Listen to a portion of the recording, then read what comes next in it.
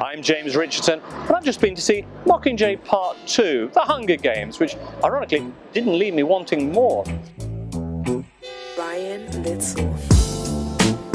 Now this is the final film in the four-picture trilogy based on Suzanne Collins' magnum opus about teens taking on the fascists, set in the dystopian world of Panem, which coincidentally is what critics have done to the last two films in this series. Now, I must admit, I skipped the middle two installments, but I saw the first film in which Jennifer Lawrence debuted as Katniss Everdeen, the girl who goes into the titular Hunger Games in which teens are selected to fight each other to the death for the benefit of a TV audience. She gets out anyway and leads a rebellion against the man behind it all, President Snow, sort of the Simon Cowell of Panem. That first movie, directed by Gary Ross, was as taut as Jennifer's bowstring, but a couple of years on, I'm afraid we're no longer a quiver. For a start, this film is way less fun than you'd expect from a movie with characters named things like Hey Mitch Abernathy, Effie Trinket, Plutarch Heavensby, and Benedict Cumberbatch. Oh no, I think that last one's real, actually.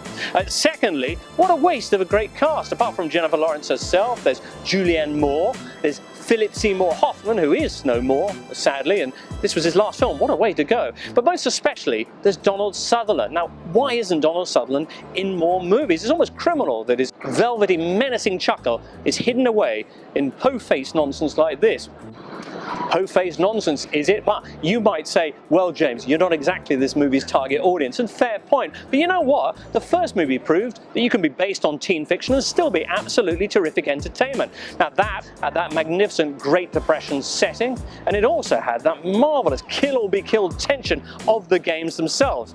This film, by contrast, offers a plot that seems like they were making it up as they went along, and in terms of danger, a series of video game-style spectaculars that carry absolutely not a whiff of jeopardy. Jennifer Lawrence still burns with her rebel passion as Katniss, but hey, you can see her in about 1 billion much better other films these days.